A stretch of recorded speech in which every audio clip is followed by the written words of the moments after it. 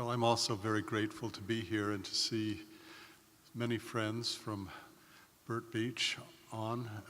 He may be the senior friend here, but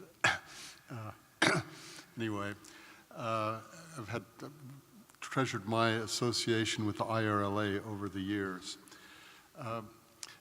Let me just start by reflecting on what was happening in my life, the time when the New York Declaration for Refugees and Migrants was being adopted. The weekend before, I was in Geneva speaking at a conference on the refugee crisis, and because of the High Commissioner was in New York, we had one of his deputies come and speak at our conference. And I remember this because she talked about her prior position, and she had been in Turkey. And when she first went there, they had 20,000 refugees, and they were absolutely overwhelmed. Didn't have enough staff, didn't have enough personnel. Then when she left, they had 3 million. You have to just think about how staggering that is. Nelu gave us some statistics. 65.3 million forcibly displaced people on Earth, of whom 21.3 million are refugees, 10 million are stateless persons. About half of these are children who will spend their childhoods in camps. In 2015, only 107,000 of these, less than 1/500th of the people displaced, were resettled. That gives you an idea of even when countries are working very hard, the numbers are so staggering that it's hard to know. And I don't know if you thought about the list of the countries of the top 6. No European countries on that list. America was not on that list. I have no idea how Jordan and Lebanon and Pakistan and these countries are dealing with this flood of migrants. We can't seem to afford it in relatively rich countries. How is this even happening?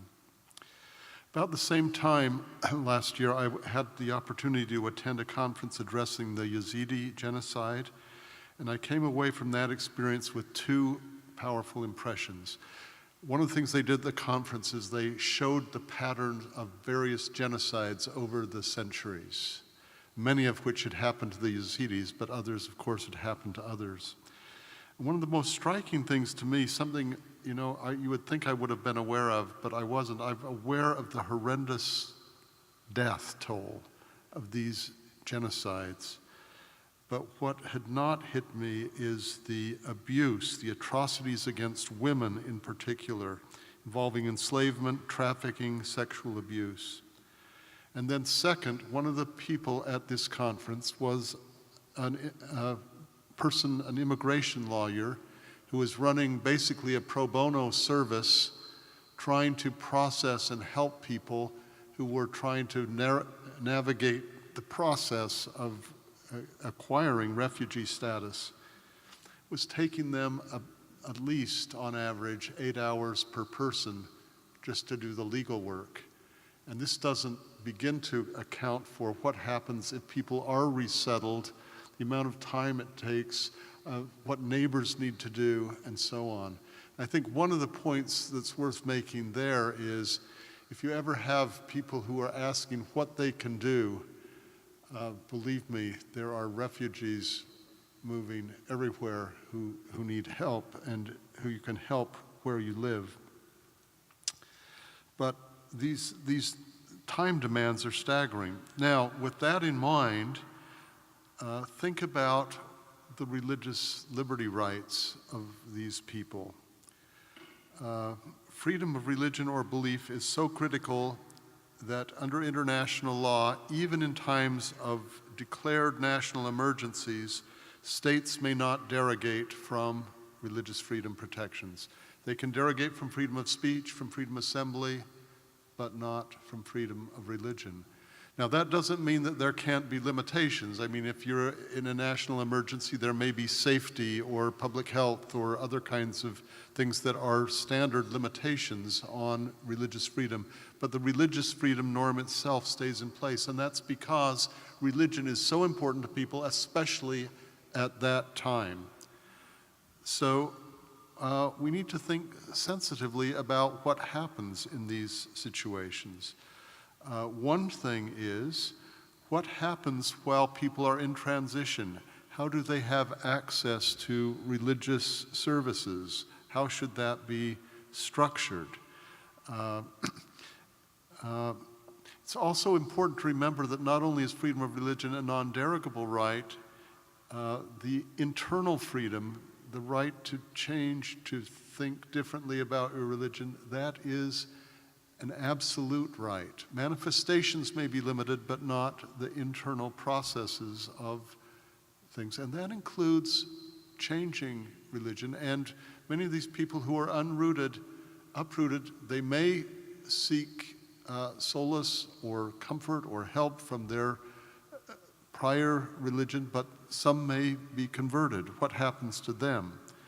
One of the things that recently in the European Court of Human Rights, there was a case in Sweden which there was someone who had converted to Christianity, was a refugee from, I believe, from Iran, and his case was being handled by an immigration worker who said, well, we looked at this case about a year ago. No, he can just go back. It's not that dangerous.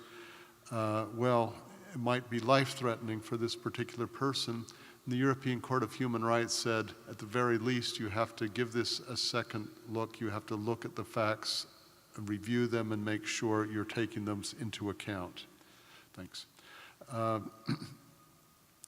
Now, this raises a host of questions, because if you're the person who is processing, there's suspicion. There's suspicion of people converting for strategic reasons.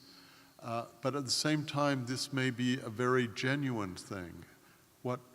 How do we deal with that? I think the European Court had it right, that this is such an important right that we have to take it seriously.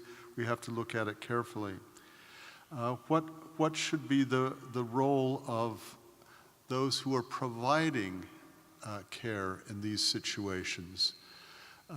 It's very clear that there are major organizations like ADRA, like Islamic Relief, like many of the major relief providers are religiously based and faith-based organizations. What is their role? I think we have very responsible organizations that are careful to make sure they're not exploiting the vulnerability of people, but what about their own people? What if they want to have a religious service for their own people? What if some of the people in the camp want to come? How do you sort these things out? I think it demands a lot of judgment, personal sensitivity, and trying to be respectful and sensitive to the individual situations.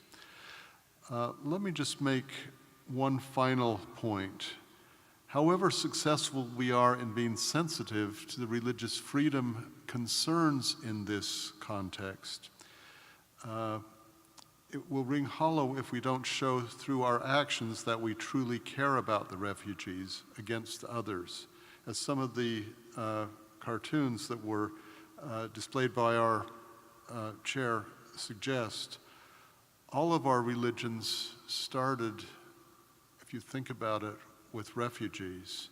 Abraham, the house of Israel fleeing to and later from Egypt. Joseph and Mary fleeing with the child Jesus to Egypt. I think of my great-grandparents fleeing persecution in the United States. I often say we are all minorities, but we are all linked to refugees. And we are all seeking a higher world. We will have hope for a better world only if we can not only respect the religious freedom of others, but show that our religion really deserves respect by trying to live up to the best of our ideals, finding ways to deal with this incredible crisis, the worst crisis in human history of refugees, and finding some ways that we can make a small difference. Thank you.